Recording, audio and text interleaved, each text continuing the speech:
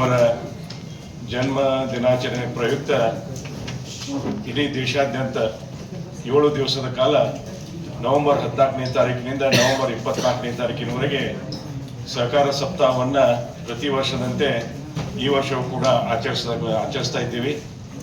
ಈ ವರ್ಷದ ಇದು 71ನೇ ಸಹಕಾರ ಸಪ್ತಾಹ. ಪ್ರತಿ ವರ್ಷ ವಾಡಿಕೆಯಂತೆ ಈ 7 ದಿವಸದ ಸಹಕಾರ ಸಪ್ತಾಹ ನಡೆಯುವಂಥ ಸಂದರ್ಭದಲ್ಲಿ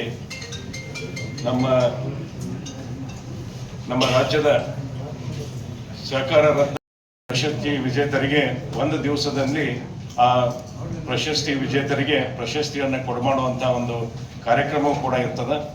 ಆ ಒಂದು ಕಾರ್ಯಕ್ರಮಕ್ಕೆ ಸನ್ಮಾನ್ಯ ರಾಜ್ಯದ ಮುಖ್ಯಮಂತ್ರಿಗಳಾದಂಥ ಶ್ರೀಮಾನ್ ಸಿದ್ದರಾಮಯ್ಯನವರು ಬಂದು ನಾಳೆ 17ನೇ ತಾರೀಕಿನ ದಿವಸ ಆ ಒಂದು ಸಹಕಾರ ರತ್ನ ಪ್ರಶಸ್ತಿಯನ್ನು ಕೂಡ ಇವತ್ತು ಕೊಡಮಾಡಿದ್ದಾರೆ. ಇವತ್ತೇನು ನಾವು ಬಾಗಲಕೋಟೆ ಜಿಲ್ಲೆಯಲ್ಲಿ ಈ ವರ್ಷ ಆ ಒಂದು ಕಾರ್ಯಕ್ರಮವನ್ನು ಮಾಡುವಂಥ ಅವಕಾಶವನ್ನು ಇವತ್ತು ನಮ್ಮ ಬಾಗಲಕೋಟೆ DCC ಬ್ಯಾಂಕು ಸಹಯೋಗದಲ್ಲಿ, ಅದರ ಜೊತೆಗೆ ನಮ್ಮ ಕರ್ನಾಟಕ ರಾಜ್ಯ ಸಹಕಾರ ಮಹಾಮಂಡಳ ಹಾಗೂ ಬೆಂಗಳೂರಲ್ಲಿ ಇರ್ತಕ್ಕಂಥ ರಾಜ್ಯ ಅಪೆಕ್ಸ್ ಬ್ಯಾಂಕು, ಈ 3 ಸಂಸ್ಥೆಗಳ ಸಹಯೋಗದಲ್ಲಿ ಈ ಕಾರ್ಯಕ್ರಮ ಇವತ್ತು ನಾವು ಇಲ್ಲಿ ಬಾಗಲಕೋಟೆಯಲ್ಲಿ ಮಾಡ್ತಾ ಇದ್ದೀವಿ.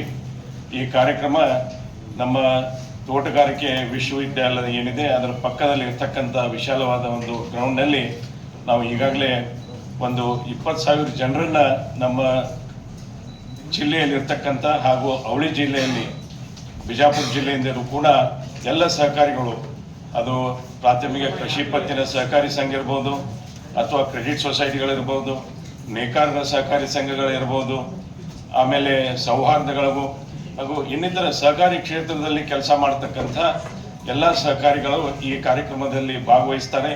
ಈ ಕಾರ್ಯಕ್ರಮದಲ್ಲಿ ಕನಿಷ್ಠ ಒಂದು 20,000 ಜನ ಸಹಕಾರಿಗಳು ಅವಳಿ ಜಿಲ್ಲೆಗಳಿಂದ ಭಾಗವಹಿಸುವಂಥ ಒಂದು ನಿರೀಕ್ಷೆಯನ್ನು ನಾವು ಮಾಡಿದ್ದೀವಿ. ಆ ನಿಟ್ಟಿನಲ್ಲಿ ಈಗಾಗಲೇ ಎಲ್ಲ ರೀತಿಯ ವ್ಯವಸ್ಥೆಗಳನ್ನು ಕೂಡ ನಾವು ಮಾಡ್ಕೊಂಡಿದ್ದೀವಿ.